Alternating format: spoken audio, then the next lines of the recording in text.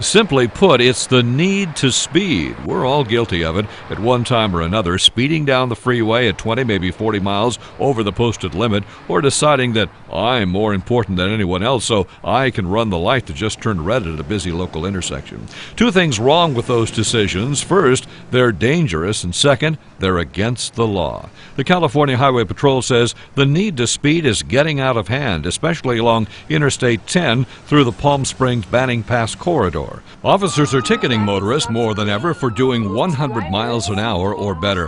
Why do we speed and or ignore traffic laws? Well, News 27 put that question to the CHP's Officer Dan England and Temecula PD's Lieutenant Cynthia Waite. I'm not sure there's any specific one answer for that question. I think it's maybe a combination of a few things. Out in the area here in Temecula, Riverside County, obviously the population's grown a lot. We're having many more drivers on the roads, lots of commuters. Everybody's in a hurry to get somewhere, and I think all that into consideration is just adding to these types of driving behaviors. As there are an occasional aggressive driver for the sake of that's how they tend to drive, even those that generally aren't sometimes become more aggressive as drivers. They become much more impatient, much more frustrated.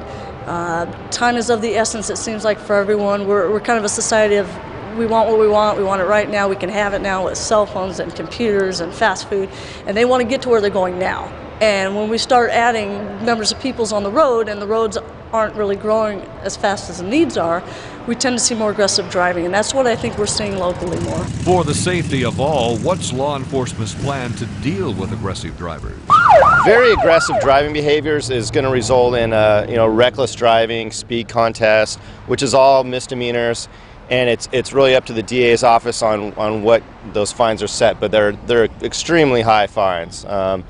Not something that you're going to want to end up paying out of your pocket for. So if it does go to that level where we're looking for more than one specific driving violation. We're not just talking about speeding. We're talking about people who are speeding, making unsafe lane changes, following too close. Really, those are the aggressive types of driving behaviors we're looking for. As far as the police department is concerned, we take a very aggressive stance, especially here in Temecula, and we have the largest traffic division of all the contract cities through the Sheriff's Department, and it means that much to our council and our community to try and make the streets as safe as we can. Ultimately, it's each driver's responsibility to make the streets safe. We will encourage them to with unfortunately a ticket on occasion, but we must do that to remind people that they aren't the only ones on the road and that their actions do have consequences to other drivers on the road. And yes, we're all frustrated at times while driving, but think about this. That excessive freeway speed and running red lights puts you and your passengers closer to an accident. Then the question to be asked is, was it worth it? With photojournalists Pierre Evans and Paul Sirbu, Bill Lauren, News 27.